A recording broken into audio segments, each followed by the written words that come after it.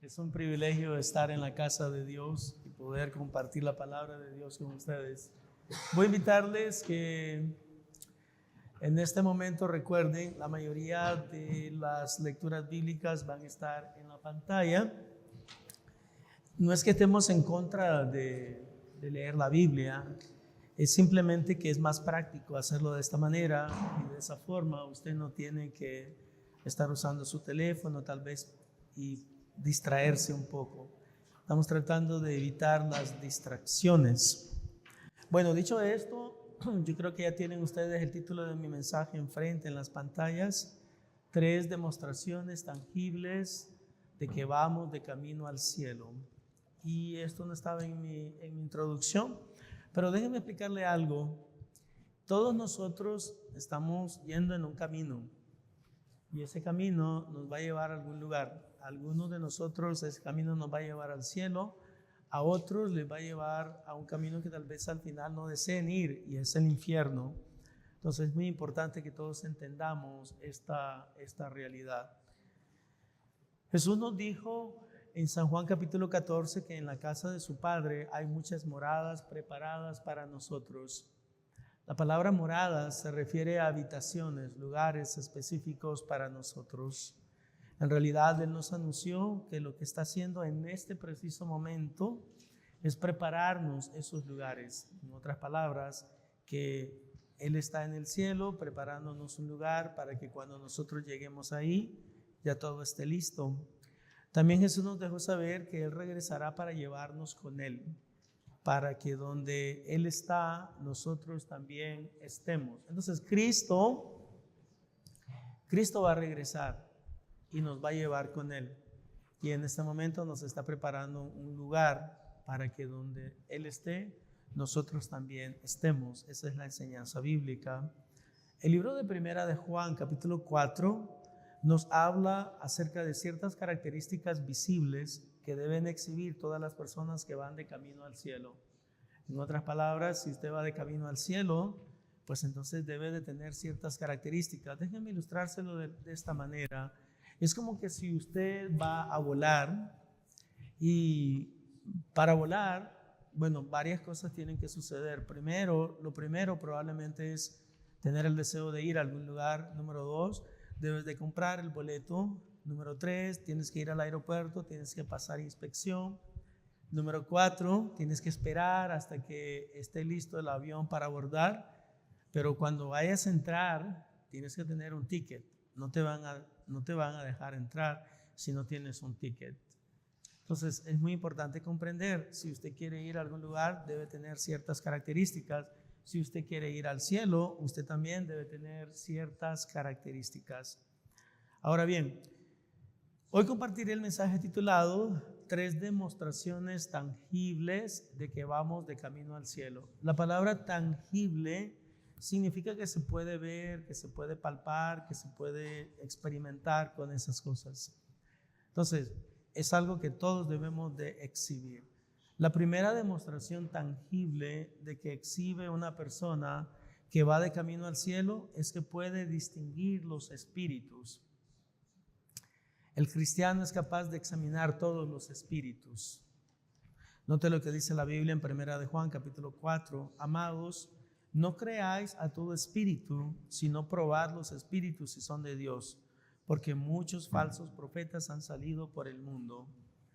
Eso de probar los espíritus, ¿verdad? No significa, manera de información, de que yo ando buscando espíritus inmundos en todo lugar. Y donde yo me encuentro siempre estoy viendo a ver si hay alguna persona que tiene algún espíritu inmundo. No estamos hablando de eso. Estamos hablando de tener discernimiento para poder determinar si las personas nos están enseñando la palabra correctamente, si lo que las personas dicen es verdad desde una perspectiva bíblica, si lo que se está comunicando es congruente con la totalidad de toda la enseñanza bíblica. Eso es lo que significa discernir entre espíritus. Versículo número 2, en esto conoced el Espíritu de Dios. Todo espíritu que confiesa que Jesucristo ha venido en carne es de Dios, y todo espíritu que no confiesa que Jesucristo ha venido en carne no es de Dios. y este es el espíritu del anticristo, el cual vosotros habéis oído que viene y que ahora ya está en el mundo. Hermanos, la realidad es esta, y es de que la idea del anticristo, interesantemente, consiste en que el anticristo, a manera de información, no es el diablo, que el anticristo es un espíritu inmundo que resiste todo lo que es cristiano. Entonces, en algunas ocasiones, sin tratar de hacer mi mensaje político, porque no estoy interesado en usar este púlpito para hablar de política, pero es como, por ejemplo, hay ciertas administraciones, ni siquiera voy a mencionar cuál, pero hay ciertas administraciones donde uno se da cuenta que el espíritu que hay, honestamente, es un espíritu anticristiano, es el espíritu del anticristo, porque ellos tratan de meter toda una agenda dentro del sistema escolar, dentro del sistema de celebraciones, y todo lo que se hace tiene el espíritu de rechazar lo que es cristiano. Por ejemplo, solamente para darles una idea, antes había un día en la Casa Blanca que los homosexuales tenían su día para celebrar en la Casa Blanca. O sea, ese es un espíritu diabólico, es un espíritu del mundo, es un espíritu meramente que no viene de Dios. Pero sí lo tenían. Cuando se cambió la administración, se quitó, ya no hay más ese día. Porque es un espíritu inmundo, es un espíritu que contradice todo lo que es bíblico, todo lo que le agrada a Dios. Entonces nosotros debemos entender de que ese espíritu ya está ahí y ese espíritu va a seguir existiendo. Es un espíritu que contradice todo lo que es cristiano, todo lo que es de valor, todo lo que le trae gloria al Señor.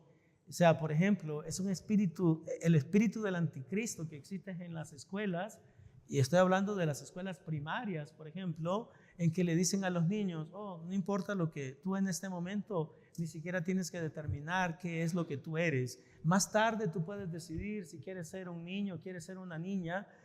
O sea, ¿qué es eso? O sea, sabemos perfectamente que hay evidencia tangible que demuestra si una persona es un niño o es una niña. O sea, no necesitamos realmente investigar demasiado, pero es el espíritu del anticristo, es el espíritu que contradice todo lo que la Biblia enseña, el carácter de Dios, el carácter de Cristo, y siempre está existiendo.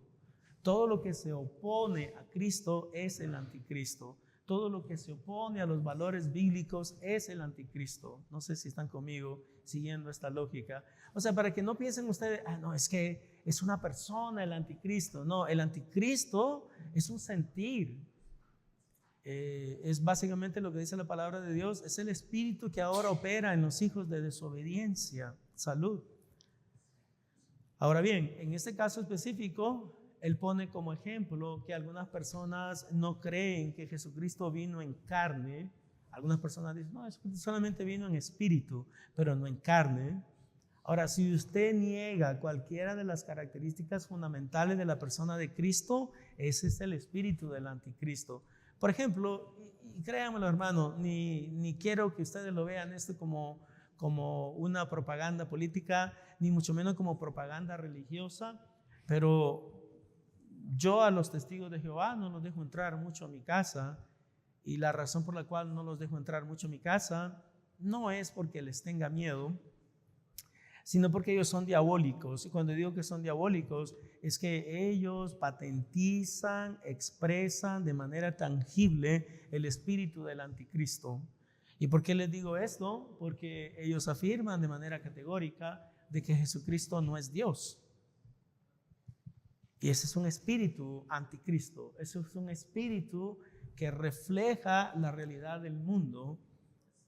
Aunque en una ocasión específica, no hace mucho tiempo, les mencionaba también en la mañana, dejé entrar a un testigo de Jehová a mi casa. En realidad era una pareja, no una pareja, un hombre y una mujer, era una pareja, un hombre más o menos de edad y un joven. Y estuvieron conversando conmigo, no sé, tal vez como unos 45 minutos, que era demasiado tiempo para darles, pero pero yo creo que la conversación fue de valor y al final, ¿verdad?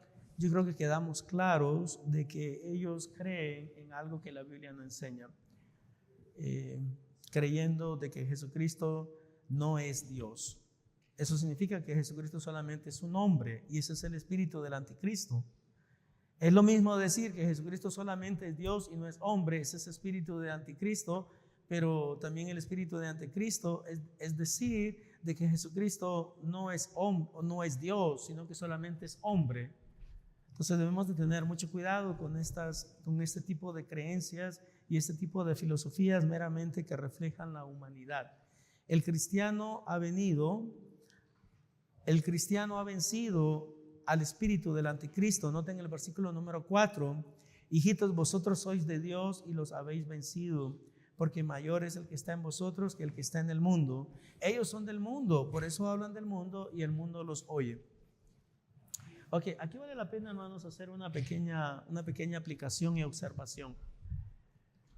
Lo decía esta mañana y lo repito de nuevo, pero en esta ocasión de una manera un poco distinta la aplicación. Y la aplicación es esta: si usted no tiene problema con el mundo, es porque el mundo no tiene problema con usted. Y piensa en lo que estoy diciendo. ¿Y por qué el mundo no tiene problema con usted? Porque usted vive como el mundo.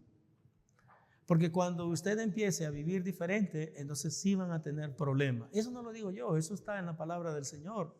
Dice la palabra del Señor: las personas que no son creyentes ahora se sorprenden de que ustedes no vivan de la misma manera como vivían antes. Y por eso es que los ultrajan, por eso es que los persiguen. Pero si usted vive de la misma manera que ellos viven, usted no va a tener ningún problema. Algo que yo miro mucho que sucede, hermanos, en los últimos tiempos es la idea o el concepto de que para poder ser agradable al mundo y para poder conectarnos con el mundo, entonces tenemos que ser como el mundo. Bueno, déjenme decirle de que tal cosa no es verdad bíblicamente. Es lo contrario. Para que nosotros podamos hacer impacto en este mundo, tenemos que ser diferente que el mundo. Para que nosotros podamos ser de influencia en este mundo, tenemos que vivir diferente que el mundo vive, no igual que el mundo vive. Tenemos que ser personas diferentes. Por eso dice el versículo número 4: hijitos, vosotros sois de Dios y los habéis vencido, porque mayor es el que está en vosotros que el que está en el mundo. Ellos son del mundo, por eso hablan del mundo y el mundo los oye. El cristiano se sujeta a la dirección y la autoridad de Dios. Nosotros somos de Dios. El que conoce a Dios nos oye. El que no es de Dios no nos oye. En esto conocemos el espíritu de verdad y el espíritu de error. Hermanos, hay una buena enseñanza y es la enseñanza bíblica, que no son opiniones, que no son convicciones personales, que es el reflejo de la realidad de la enseñanza bíblica. Cuando nosotros vivimos de esa manera, probablemente el mundo no va a querer oír esa enseñanza porque probablemente va a ser contraria a lo que ellos creen. Y eso me llevaba a mi ilustración. Lo que yo miro en este momento es que hay una mezcla que no debería de existir en la iglesia cristiana. No estoy hablando de la iglesia Palabra Viva en particular, sino de la iglesia cristiana en general. Y es una mezcla, algo que teológicamente se le llama sincretismo. Sincretismo religioso. Y el sincretismo religioso es que usted mezcla todas las creencias. Por ejemplo, hay personas que erróneamente piensan de que yo puedo participar en todas las actividades del mundo y que eso no en ninguna manera me contamina. Déjenme darle un ejemplo específico. Por ejemplo, hay personas, y recuerden, hermanos, nos estamos metiendo a un área bastante gris, pero me gustaría simplemente poner algunos ejemplos. Por ejemplo, yo creo genuinamente que el cristiano debe celebrar siempre de manera cristiana. O sea, por ejemplo, si vamos a celebrar mi cumpleaños, por ejemplo, entonces yo no lo voy a ir, pero es que es mi cumpleaños y van a ser mis 60 años y que entonces los voy a invitar a ustedes y cuando ustedes lleguen a mi casa, pues ahí voy a tener cerveza, voy a tener vino, para que se ponga alegre, ¿no? La cosa, porque sin cerveza y sin vino no hay alegría. Bueno, realmente no, usted puede estar alegre y sin necesidad de consumir bebidas alcohólicas. Para serles muy sincero, en la mayoría de los lugares donde se consumen bebidas alcohólicas, lo que después hay es problemas, no alegría. Las personas se ponen pesadas, se ponen groseros, se ponen irrespetuosos. Entonces yo no necesito bebidas alcohólicas para poder celebrar algo que realmente debería de celebrar, como la realidad que Dios me ha dado vida. Lo tengo que celebrar, pero lo voy a celebrar cristianamente. Entonces tenemos que tener mucho cuidado con esto, porque el mundo nos dice, no, es que si vas a celebrar, entonces lo tienes que celebrar, lo tienes que hacer bien. Bueno, hacerlo bien significa hacerlo conforme a las enseñanzas de la palabra de Dios. Ahora, no estoy hablando, ¿verdad?, de algo aburrido. O sea, ¿por qué no pensar en una actividad que glorifique a Dios? En algo que le traiga gloria y honra al Señor. No tiene que ser aburrido. Yo no sé por qué muchas personas piensan que los cristianos tienen que ser aburridos. No, no tenemos que ser aburridos, podemos ser creativos, podemos tener todo tipo de actividades, todo tipo de juegos, podemos tener un conjunto cristiano, podemos invitar a diferentes personas que nos den la oportunidad de sentirnos en un ambiente cristiano, pero no podemos rebajar la celebración a una celebración mundana. Yo pienso que es un grave error el que nosotros cometemos como cristianos. Hermano, usted honestamente, si usted piensa tener una celebración de algo y lo va a hacer al estilo cristiano, al estilo no cristiano, asegúrese de no invitarme, por favor. No me invite. Si la celebración no va a ser al estilo cristiano, entonces no me invite, porque no estoy interesado en asistir. Yo creo que es el momento de que nosotros fijemos específicamente a dónde estamos parados como cristianos, cuáles son las convicciones que nosotros tenemos, y que el mundo vea cómo vive un cristiano, cómo celebra un cristiano, cómo practicamos la vida cristiana. Entonces tenemos que entender que el cristiano se sujeta a la dirección y la autoridad de Dios. Dice el versículo número 6, nosotros somos de Dios, el que conoce a Dios nos oye, el que no es de Dios no nos oye. En esto conocemos el espíritu de verdad y el espíritu de error. Entonces, la primera demostración tangible que exhibe una persona que va de camino al cielo es que puede distinguir los espíritus. Y les recuerdo, eso de distinguir los espíritus, para los que no escucharon la primera vez, no significa, espíritu del diablo, espíritu de Cristo, espíritu del diablo, espíritu de Cristo. No, significa que usted comprende cuando el diablo y su influencia y el mundo y su influencia quiere permear su vida, quiere permear sus actividades, quiere incluirse en todas las cosas que usted hace. Y es ahí donde usted puede distinguir el espíritu. Este espíritu no es de Cristo. Este espíritu es del anticristo, este espíritu es del mundo, este espíritu es del diablo, no viene de Dios. Y así es como usted sabe que puede distinguir los espíritus. ¿Cuántos están conmigo hasta acá, entendiendo qué significa distinguir un espíritu? No crean, ¿verdad?, que andamos buscando diablos y demonios en todo lugar, y que todo es demonio, todo es espíritu inmundo. Siempre me gusta mencionar desde el púlpito que Marcus Witt, aunque yo lo admiro mucho, él nos hizo mucho daño, ese señor. Y nos hizo mucho daño porque él introdujo en uno de sus cantos la idea, errónea por cierto, de que todas las cosas malas que suceden en este mundo son consecuencia directa de espíritus inmundos. ¿Y cómo lo introdujo? Espíritu de perversión. ¡Oh, yeah! Espíritu de hechicería. ¡Oh, yeah! O sea, no, si usted es hechicero es porque usted ha decidido serlo. Si usted es una persona que habla malas palabras es porque usted ha decidido serlo. Si usted es una persona que se enoja por todo es porque usted ha decidido serlo. Pero no puede andar culpando espíritus. Usted es lo que es porque usted ha decidido serlo. Número 1. Y número 2, porque probablemente Cristo no le ha cambiado. El Espíritu Santo no vive en usted. Pero no podemos andar culpando a espíritus inmundos. Es que un espíritu me hizo hacerlo. No, tu carne lo hizo hacerlo. Hay una gran diferencia entre las dos cosas. Segundo, la segunda demostración tangible que exhibe una persona que va de camino al cielo es que puede amar a todos sus hermanos. Número 1, el cristiano se sujeta al mandamiento de amarnos los unos a los otros. Versículo número 7, amados, ahí lo tienen. Amémonos unos a otros porque el amor es de Dios. Todo aquel que ama es nacido de Dios y conoce a Dios. El que no ama no ha conocido a Dios, porque Dios es amor. Y como le mencionaba la semana pasada, hermano, es un gran reto en veces amar a algunas personas. Yo no sé si a usted se le hace fácil, a mí no. Pero eso no cambia nada la enseñanza bíblica. El hecho de que no se me haga fácil no cambia la enseñanza bíblica, que yo debo de amar a las personas. Pero que sea fácil, no lo es. Pero mientras Dios trabaja más en tu vida, tú vas a tener esa capacidad, vas a tener esa posibilidad de poder amar a los demás. Porque no es una tarea fácil de cumplir. El cristiano comprende que Dios ya demostró su amor. Ahora es tiempo de que nosotros demostremos el nuestro. Note el versículo número 9 y 10 y 11.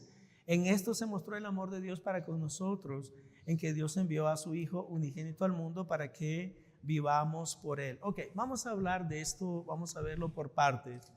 ¿Cómo Dios demostró su amor por nosotros? Enviando a su Hijo a morir por nosotros. Eso lo dice Juan 3:16, ¿no es verdad? Porque de tal manera amó Dios al mundo, que ha dado a su Hijo unigénito para que todo aquel que en Él cree no se pierda, mas tenga vida eterna. Romanos 5:8, mas Dios muestra su amor para con nosotros, en que siendo nosotros aún pecadores, Cristo murió por nosotros. Entonces, lo que yo quiero que ustedes noten, que primera de Juan 4 lo que está diciendo, hey, vamos a hacer un alto. Ya Dios ya demostró su amor por ustedes. ¿Cómo lo demostró? Enviando a su Hijo Jesucristo a morir por nosotros. Eso queda completamente demostrado.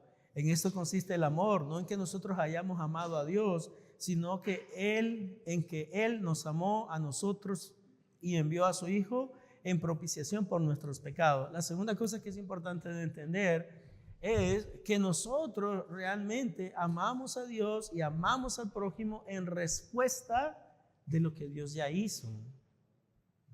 O sea, Dios no nos, en otras palabras, Dios no nos está pidiendo algo que Él ya no haya hecho.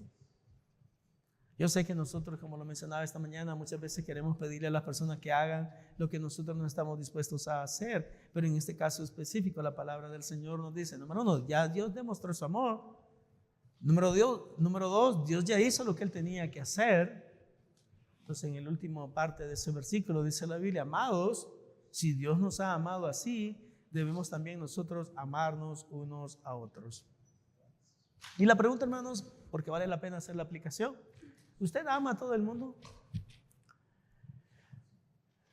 Diciendo la verdad, se lo voy a poner más fácil. ¿Le cae bien todo el mundo? Digan la verdad, no mientan, porque el pecado es mentira. No, realmente no. Decir de que te cae bien todo el mundo es una mentira, es una mentira. Por eso el pasaje bíblico no nos dice que les caiga bien todo el mundo. No, eso no es lo que dice.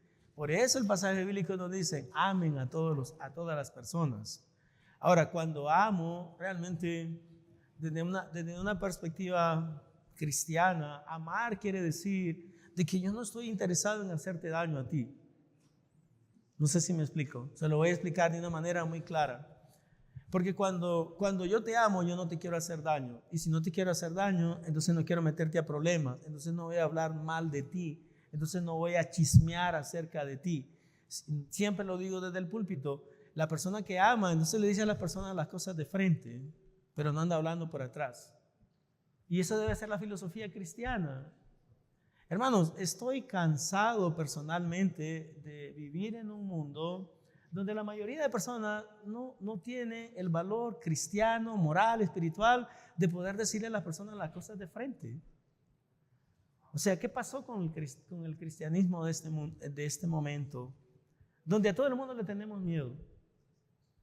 A todo el mundo no le decimos las cosas de frente. Si algo no te gustó, dilo. Si alguien se comportó de una manera que no debería, díselo. No tenemos que andar aguantando a todo el mundo tampoco. O sea, tenemos que decir la verdad y comunicarla claramente y que todo el mundo la entienda, que todo el mundo la comprenda. Eso es lo que Dios espera de nosotros. Ahora, Debemos andar ofendiendo a todo el mundo. Ahí es donde yo no voy. Yo honestamente no creo en andar ofendiendo a todo el mundo. Yo más creo en decirle la verdad a todo el mundo. Tenemos que tener el valor moral, espiritual, para comunicar la verdad.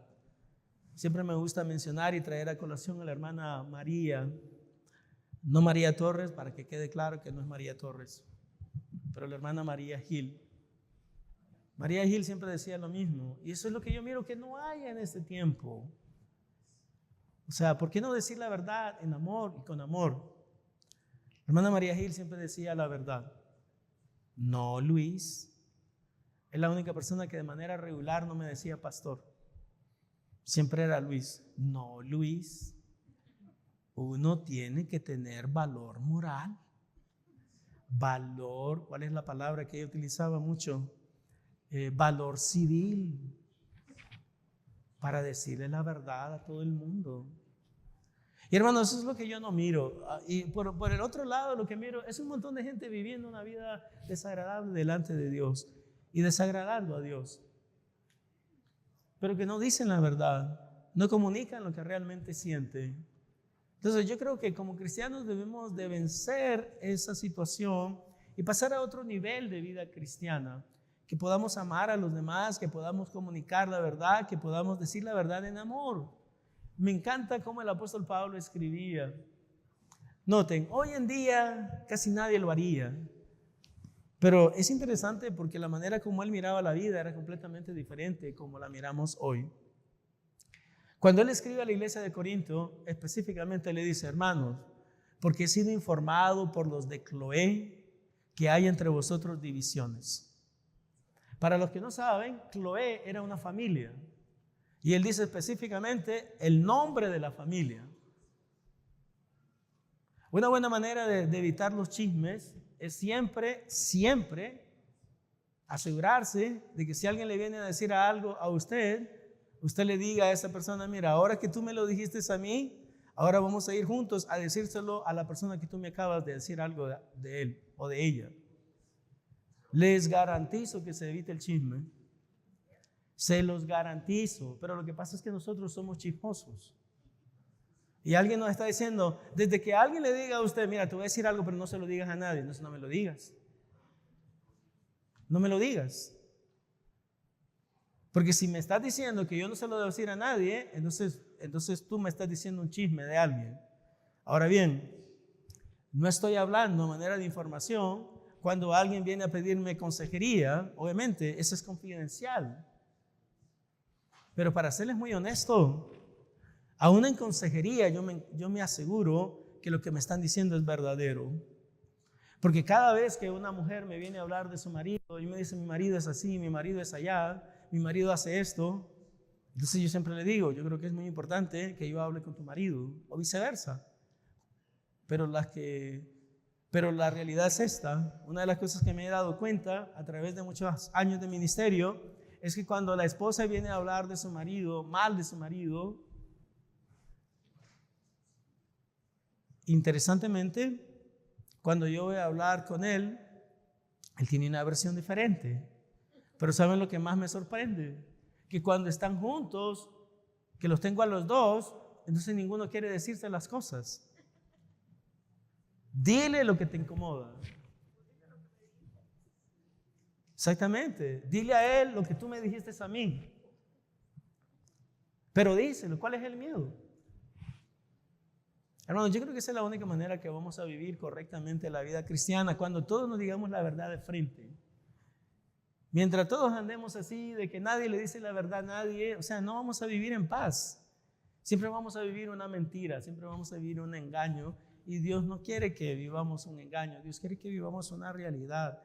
Y la realidad es que debemos amarnos los unos a los otros, pero yo debo saber perfectamente de que tú me dices la verdad. Hermano, una de las cosas que yo más detesto como pastor y como ministro del Señor es que la gente me mientan. Y obviamente por eso yo trato de no mentirle a nadie. Porque una de las cosas que más me molestan a mí es que me mientan. Y como dicen popularmente, que me mientan en mi cara. Que tuviste la oportunidad de decirme la verdad y no me la dijiste. Y de esa manera sé que yo no puedo confiar en ti, porque tú no dices la verdad. Tú no vives de acuerdo a la verdad. Tú vives una falsedad todo el tiempo. Y honestamente no es el mejor tipo de relación que uno puede tener. Entonces, para que nosotros amemos a los demás y principalmente para ser amados por los demás, es importante decir la verdad en amor. Decir la verdad a todos en amor. Porque esa es la única manera que vamos a vivir una vida triunfante. Ahora bien, noten la aplicación. La aplicación de esta segunda parte está en el verso 20 y el verso número 21. Vamos a alterar esto un poquito. Salud. Porque es aquí donde la Biblia habla acerca de la necesidad de amarnos. Si alguno dice, yo amo a Dios y aborrece a su hermano, es mentiroso. Si alguno dice, yo amo a Dios y aborrece a su hermano, es mentiroso, pues el que no ama a su hermano, a quien ha visto, ¿cómo puede amar a Dios a quien no ha visto? Para mí tiene mucha lógica eso, ¿o no? Ay, es que yo amo mucho a Dios. Pero a este lo odio. ¿Cómo es eso? Si a Dios nunca lo has visto. Ay, pero es que yo amo a Dios. Pues empieza amando al prójimo. Empieza amando a tu marido, empieza amando a tu esposa, empieza amando a tus hijos. Y la manera como amamos a las personas, honestamente, no es simplemente enviándole corazoncitos en el teléfono. No, de la manera como tú demuestras que amas a tu esposa es sirviéndole, trabajando, ayudándole, asegurándose de que ella no es la que está a cargo de todo, que tú eres. Así es como amas. Que no es ella la que se preocupa por las necesidades de la casa, eres tú. Así es como ama a su esposa usted. No con corazoncito y florecitas, aunque esos son de valor, pero no es la demostración más tangible. Las flores, ¿cuánto tiempo duran? Hermana, tú que trabajabas en flores, las mejores flores, ¿cuánto duran vivas antes de que se marchiten? 2 semanas máximo. Así que la mejor demostración de amor es algo constante, no algo efímero, no algo que se marchita. Por eso dice la palabra del Señor que la promesa que nosotros tenemos de parte de Dios es inmarcesible. Y eso significa inmarchitable, que es una promesa permanente. Entonces, si vamos a amar a las demás personas, tenemos que amarlas, pero no tenemos que amarlas por una semana mientras se portó bien. Tenemos que amarles todo el tiempo, cuando se porten bien, cuando se portan mal, cuando hacen lo agradable y lo desagradable. Yo les pregunto a ustedes que son padres, porque siempre vale la pena recordarnos esto. ¿Cuándo fue la última vez que usted dejó de amar a un hijo? Hermana Elvira, ¿cuándo? ¿Alguna de sus hijas? Dígame cuál. Ok. All right. Realmente ninguna. Difícil que uno pueda dejar de amar a sus hijos. Pero ahora llevemos esa idea, ese concepto a todas las áreas de nuestras vidas. Comencemos con nuestras esposas. Ustedes que están casados. ¿Cuántos están casados? Levanten la mano. Algunos no saben que están casados. Ok. Bueno, déjenme decirle que a la primera persona que usted debe empezar a amar es a su cónyuge. Para ser honesto, bíblicamente hablando, y disculpen que les reviente, como dicen en mexicano, el balón, el globo, discúlpenme que le reviente el globo a algunos de ustedes. Bíblicamente hablando, nosotros debemos de amar más a nuestro cónyuge que a nuestros hijos. Eso es lo que la Biblia enseña. Lamentablemente se nos ha enseñado algo diferente. Existe toda una estrategia diabólica que nos dice, no, es que tu marido se puede ir en cualquier momento. Esa vieja que tienes, esa mujer que tienes, se puede ir en cualquier momento. Bueno, no bíblicamente hablando. No si usted entiende el compromiso que tomó de por vida cuando se casó. No, la realidad es lo contrario. Los que se van a ir son los hijos. Y con el que tú te vas a quedar es con tu esposa o con tu esposo. Bíblicamente hablando. Esa es la idealidad del matrimonio. En la idealidad del matrimonio, usted entiende perfectamente que yo no estoy para amar más a mis hijos sobre mi esposa. A la primera persona que debo de amar es a mi esposa. Y después debo de amar a mis hijos también, pero en ese orden, entendiendo quién es la persona más importante en mi vida. Déjenme decirlo de manera categórica. Después de Dios, la persona más importante en tu vida debe ser tu cónyuge, nadie más. No es tu mamá, no es tu papá, no es tu perrito, no son tus hijos, es tu cónyuge, bíblicamente hablando. Esa es la realidad. Ya todo lo demás es mentira. Mentira como consecuencia directa de lo que la sociedad nos ha puesto en nuestras mentes y en nuestros corazones. Mentira porque te han enseñado erróneamente de que lo más importante son tus hijos.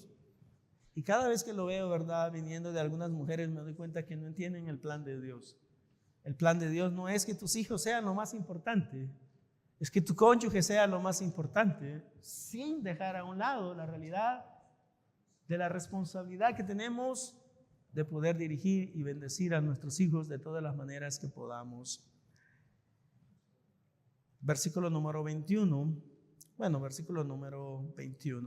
Y nosotros tenemos este mandamiento de Él: el que ama a Dios, ame también a su hermano. Entonces, en otras palabras, hermanos, no seamos hipócritas. No me digas que yo amo a Dios y amas a tu marido. Porque si no amas a tu marido, entonces no amas a Dios. No seas mentiroso.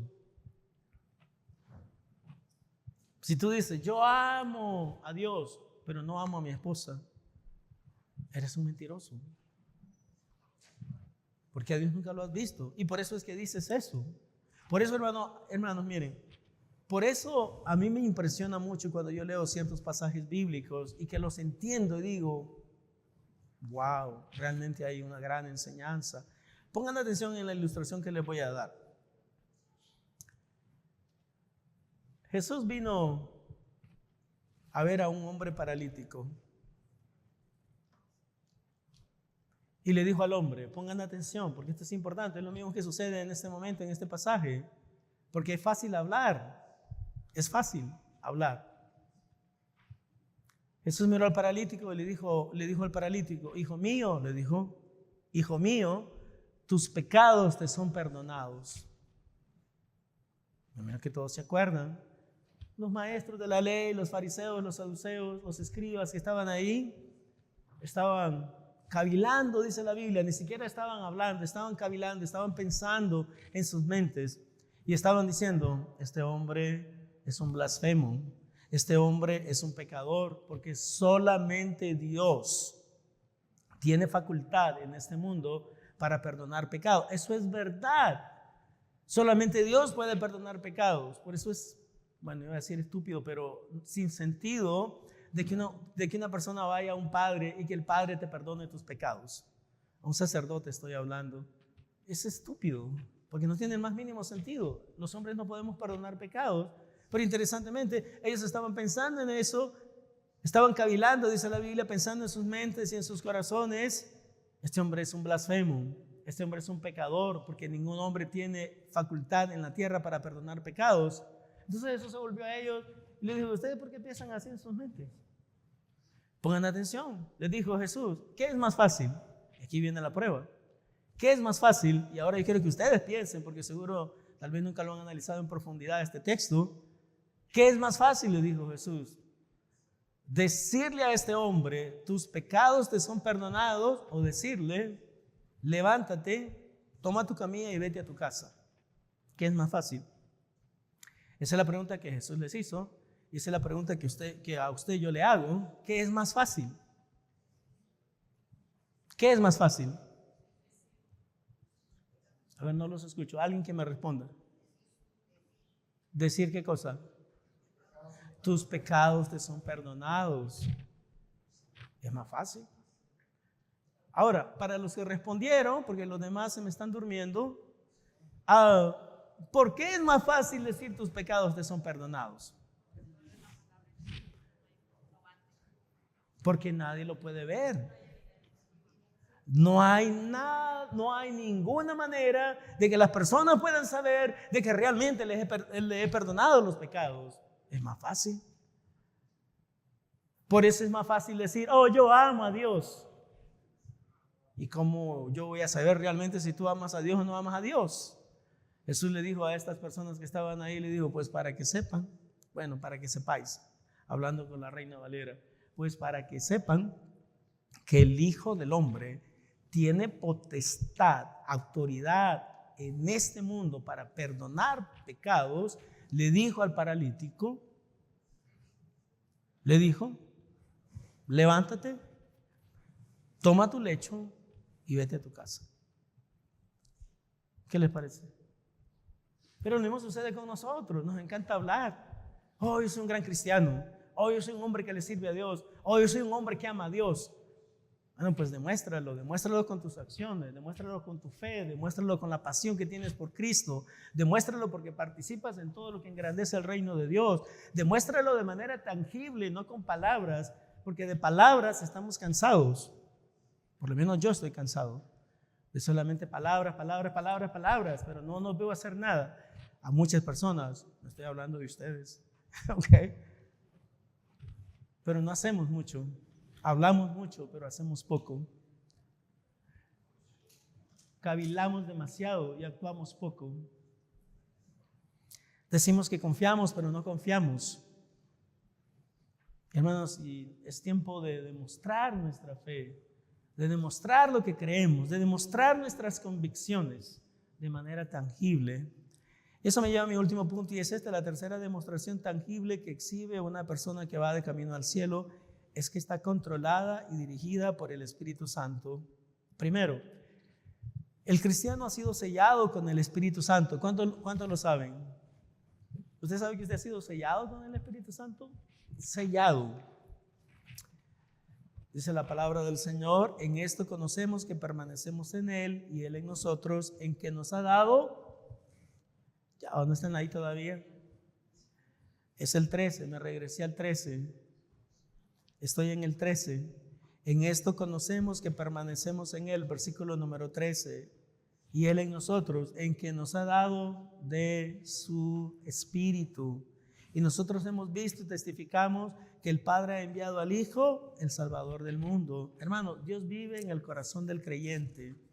Dios, a través del Espíritu Santo, vive en el corazón del creyente. Todo aquel que confiese que Jesús es el Hijo de Dios, Dios permanece en Él y en Él Dios.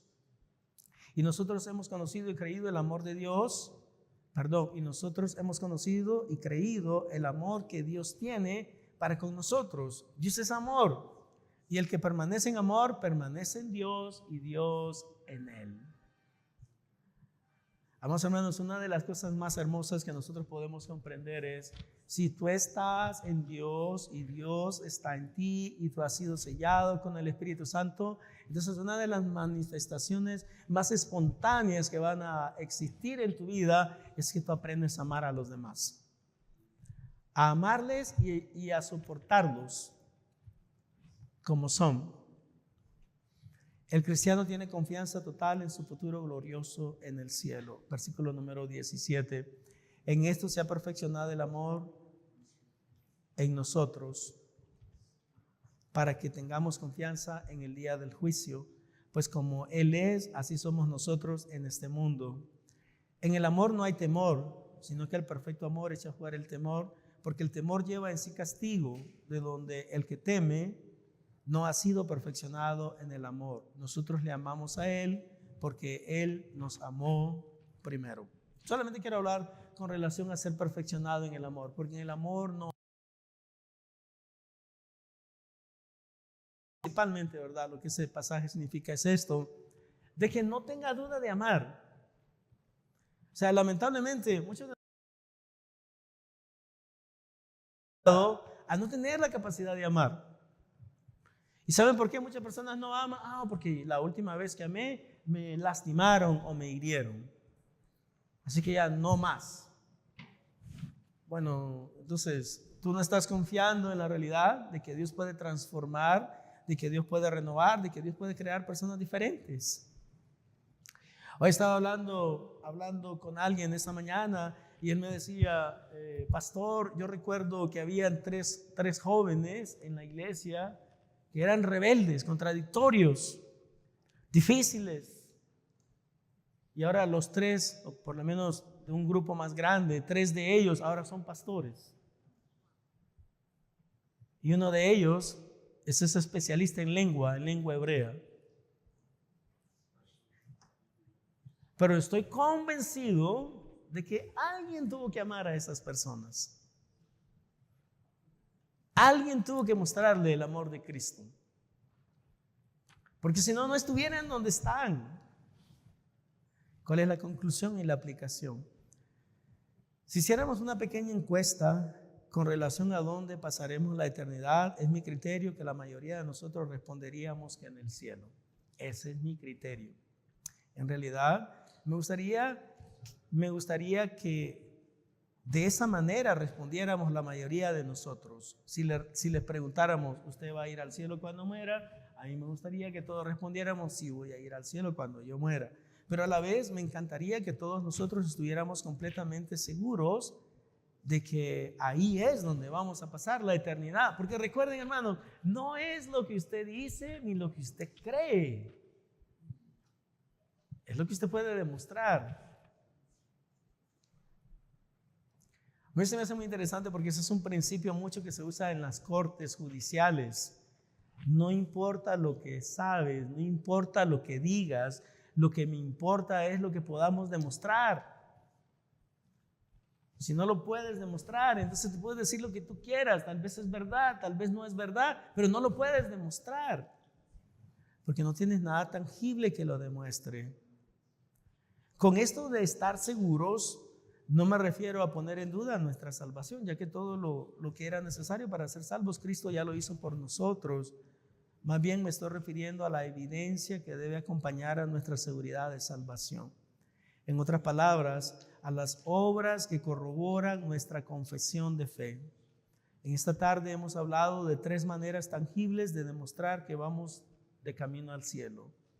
Primero, debemos distinguir entre los espíritus, y recuerden, nuevamente les repito, distinguir entre los espíritus es discernir si algo viene de Dios o algo no viene de Dios, si algo viene de la palabra o algo viene del mundo, si la influencia es del Espíritu Santo o la influencia es el príncipe de la potestad del aire.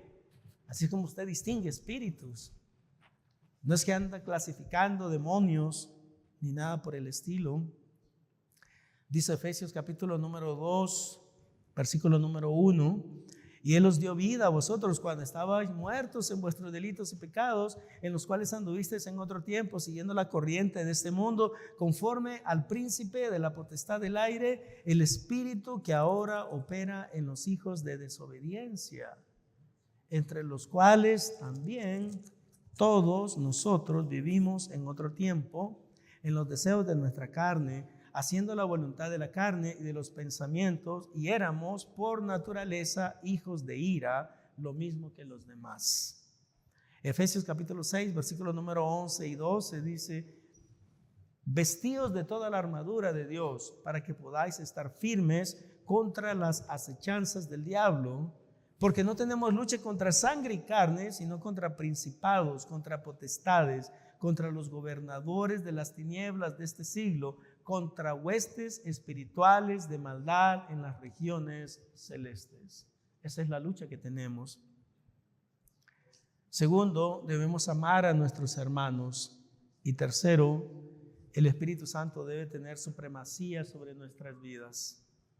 Gálatas capítulo número 5, versículo 16 al 23 dice lo siguiente, hermanos, y con esto vamos a concluir, porque yo quiero que al final usted se dé cuenta qué es lo que hay en tu vida. ¿Qué es lo que se manifiesta en tu vida? ¿Qué es lo que se expresa en tu vida? En la mayoría de los casos, yo pienso que lo que demostramos son las obras de la carne en nosotros y no el fruto del Espíritu. Eso es lo que demostramos. Tal vez usted dice que no, pero eso es lo que demuestras. Note lo que dice Gálatas capítulo 5 versículo 16. Digo pues, andad en el Espíritu y no satisfagáis los deseos de la carne. Andad en el Espíritu. Eso significa que usted cada día debe levantarse con el propósito de traerle gloria a Dios. Yo quiero caminar en el Espíritu. Versículo 17, porque el deseo de la carne es contra el Espíritu y el del Espíritu es contra la carne, y estos se oponen entre sí para que no hagáis lo que quisierais. Y lo que está diciendo, amados hermanos, es que siempre va a haber una lucha entre la carne y el Espíritu, entre tus deseos carnales y la dirección del Espíritu Santo. Eso siempre va a existir, porque tu vieja naturaleza todavía está presente. Pero si sois guiados por el Espíritu, no estáis bajo la ley. Ahora bien, tal vez usted no entiende lo que significa estar bajo la ley en este pasaje bíblico, pero lo que significa estar bajo la ley en este pasaje bíblico es que las personas durante el periodo de la ley tal vez querían vivir como Cristo quisiera que nosotros viviéramos en este tiempo, pero no podían, porque estaban atados a su carne, estaban vendidos a su carne, y estaban sujetos a una ley que no podían cumplir. Pero nosotros ya no estamos en esa situación. Ahora bien, ¿cómo saber si usted está viviendo conforme a su carne o conforme al Espíritu? Bueno, dice la palabra del Señor, y manifiestas son las obras de la carne, que son adulterio. Bueno, espero que no hayan adúlteros aquí en este momento. Adulterio, fornicación. ¿Qué les parece? ¿Cómo vamos? ¿Vamos bien hasta el momento? Inmundicia, lascivia, idolatría, hechicerías, enemistades, obra de la carne, pleitos, celos, iras, contiendas, disensiones, herejías, envidias, homicidios, borracheras, orgías, y por si acaso algo se quedó fuera, y cosas semejantes a estas. ¿Y qué dice? ¿Cuál es la conclusión? ¿Qué dice el texto? Acerca de las cuales os amonesto. ¿Qué cosa es amonestar? Les llamo la atención, les advierto. Les estoy advirtiendo. ¿Qué es lo que nos está advirtiendo? ¿Qué dice el texto? De las cuales os amonesto, como ya os lo he dicho antes, que los que practican tales cosas no heredarán el reino de Dios. ¿Cuál es la amenaza? ¿Cuál es la amenaza específicamente que nos están haciendo? Si tú de manera regular, de manera consuetudinaria, practicas todas estas cosas o alguna de las cosas que él ha mencionado, tú no vas a ir al cielo. Tú no vas de camino al cielo. Discúlpame mi transparencia. Tú no vas para ningún camino al cielo, tú vas de camino al infierno. Ahí es para donde vas, no vas al cielo. Ahora bien, ese es un pero el fruto del Espíritu es amor, gozo, paz, paciencia, benignidad, bondad, fe, mansedumbre, templanza, que es dominio propio. Contra tales cosas no hay ley. Si estas tres cosas son verdad, mis amados hermanos, entonces todas las promesas de Dios con relación a nuestra glorificación serán también realidad en nuestras vidas. Si usted realmente ama a su hermano, si usted vive dirigido por el Espíritu Santo, si usted sabe distinguir entre los espíritus, entonces está destinado a la salvación eterna en el cielo. No hay la menor duda. En este momento me gustaría concluir dejándoles saber, no obstante, de que todos tenemos que pasar por un proceso de salvación. Y para poder pasar por ese proceso de salvación debemos entender el amor de Dios, debemos entender la justicia de Dios, debemos entender el potencial castigo que existe para nosotros disponible. Y básicamente quiero hablarles de estas tres cosas para concluir. Número uno, hablemos de la realidad de la justicia de Dios. Si Dios es justo, entonces Él debe castigar a todos los que han hecho mal. Porque esa es la justicia. La justicia es que las personas que han hecho lo malo, y que tal vez nunca fueron castigados en este mundo, sean eventualmente castigados en algún lugar. Y yo les garantizo que todas las personas que han hecho lo malo y que no han establecido una relación personal de salvación con Cristo, eventualmente serán condenados en el infierno. Esa es la realidad bíblica. Segundo, a pesar de que existe esa advertencia en contra de nosotros, Dios ya demostró su amor. Ya lo hemos visto varias veces esta mañana. Dios ya demostró su amor. Nosotros no amamos a Dios porque nosotros queríamos amarle primero. No, Él nos amó a nosotros primero. Nosotros respondemos al amor de Dios. ¿Y cómo respondemos al amor de Dios? Respondemos al amor de Dios en arrepentimiento. En entender de que si no hago nada, lamentablemente voy a pasar la eternidad en el infierno. Y entonces usted procede a arrepentimiento, como dice la Biblia, pero cuando procede a arrepentimiento, usted le dice al Señor: Señor, perdóname porque yo soy un pecador destinado al infierno. Yo necesito de que tú me des una oportunidad. Yo necesito recibir salvación. Yo necesito ser una nueva persona. Yo necesito recibirte genuinamente en mi corazón, para que tú me cambies, para que tú me renueves. Hermano, déjeme decirle, si usted tiene muchos años de ser cristiano y usted siempre sigue siendo igual, usted no es cristiano. Esa es la realidad. Necesitas recibir a Jesús. Necesitas arrepentirte genuinamente de tus pecados y necesitas empezar a vivir una vida que le agrade a Dios, facultado por Dios, empoderado por Dios, habilitado por Dios para poder vivir una vida agradable delante de Él. Si no, pues sigue engañado, pero eso no es la mejor decisión. Tienes que empezar a vivir una vida diferente y el único que te va a facultar para lograr hacerlo es Dios. Algunas personas pueden decir: no, pero yo ya soy bautizado. ¿Y?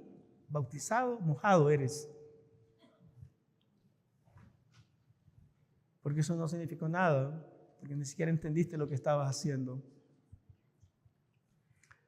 Tienes que entender de que no es simplemente meterse al agua, es haber nacido de nuevo antes de meterte al agua. Así como sabes que eres cristiano, así como sabes que vas con destino al cielo. Vamos a orar en este momento. Si hay alguien que quiere tomar esa decisión, voy a invitarlo a todos ustedes que cierren sus ojos ahí donde están. Vamos a invitar a ciertas personas, tal vez lo desean hacer en este día, no están completamente seguros de su salvación, sus vidas no demuestran de que han sido personas renovadas, nacidas de nuevo, que tú tomes esa decisión hoy y empieza a cambiar a partir de hoy con la ayuda del Señor. Vamos a orar. Nuestro buen Padre Celestial, gracias a Dios te damos. Señor, y si hay alguien en este día que necesite de la salvación que es en Cristo Jesús, que esa persona pueda tomar esa decisión hoy mismo. Déjame decirte de que no importa a dónde tú has estado, lo importante es que vengas a Cristo hoy. Lo importante es que tú reconozcas que necesitas un cambio en tu vida y ese cambio solamente lo puede hacer Dios. Yo no lo puedo hacer, nadie más lo puede hacer. Para serte sincero, ni tú mismo lo puedes hacer. Dios tiene que intervenir. Entonces mi invitación es muy sencilla. Dile al Señor ahí donde está: Señor, yo reconozco de que yo necesito tu ayuda. Si tú no me ayudas, yo nunca voy a cambiar. Siempre voy a ser igual, siempre voy a ser la misma persona. Y el único que me puedes cambiar eres tú. Pero Señor, también es necesario que yo reconozca la realidad de mi culpabilidad. Que yo te diga: yo soy un pecador, yo soy pecador. Y que esté dispuesto a arrepentirme, pedirte perdón por mis pecados y entablar una relación verdadera contigo. Si hay alguien en esta tarde que le gustaría tomar esa decisión, lo voy a invitar de que la tome ahora mismo. Dígale al Señor ahí donde está. Lo puedes hacer en silencio, pero dile a Él: Señor, yo reconozco que mi vida no refleja la vida de un cristiano. Y eso solamente puede significar, después de tanto tiempo, de que yo no tengo una relación contigo, pero yo quiero tenerla. Y en este día te quiero pedir perdón, me quiero arrepentir de todos mis pecados y quiero nacer de nuevo. Quiero experimentar con el poder de Dios en mi vida, en mi corazón, en mi mente, en mi ser, que pueda ser un hombre de Dios, una mujer de Dios, para servirte, para honrarte, para exaltarte, para vivir más como tú desees que yo viva y ser el hombre o la persona o la mujer o la persona que tú quieres que yo sea. Gracias por salvarme, gracias por darme esa oportunidad. Ahora bien, hermanos, tal vez ustedes, así con sus ojos cerrados, tal vez algunos de ustedes han sido creyentes por mucho tiempo y son creyentes, pero necesitamos mejorar en nuestra vida cristiana. Y en este momento a mí me gustaría pedirle que ahí donde usted está, hable con Dios.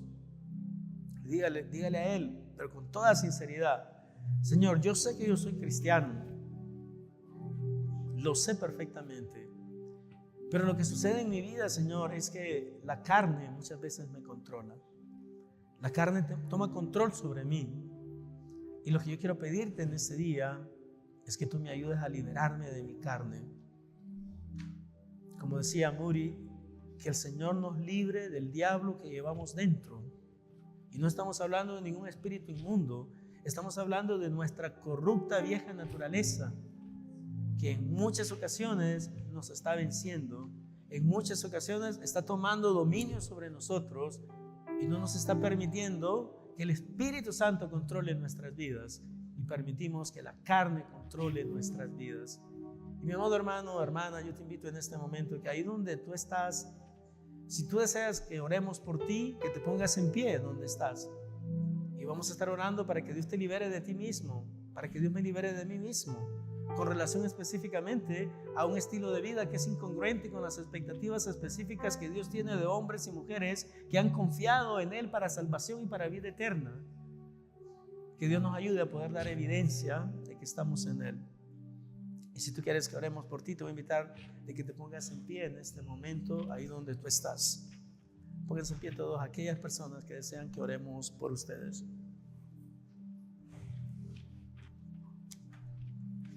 Amado Padre Celestial, en este día venimos delante de ti reconociendo de que somos imperfectos, de que somos personas, Señor, de que muchas veces hacemos cosas que te desagradan, que no vivimos vidas que te traen gloria, Señor, y el objetivo cristiano es que te traigamos gloria.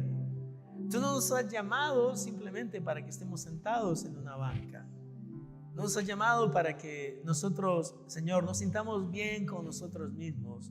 Tú nos has llamado para que seamos luz, para que seamos sal. Y en algunas ocasiones, lamentablemente, Señor, procedemos de una manera desagradable. Pero en este día te rogamos, te pedimos, te suplicamos de que tu Santo Espíritu nos esté guiando a toda verdad y que podamos ser instrumentos en tus manos. Señor, que tú cambies mentes, cambies corazones, cambies formas de pensar, formas de actuar, y que seamos cada día más moldeados por ti, para la gloria y para la honra tuya. En el nombre de Jesús.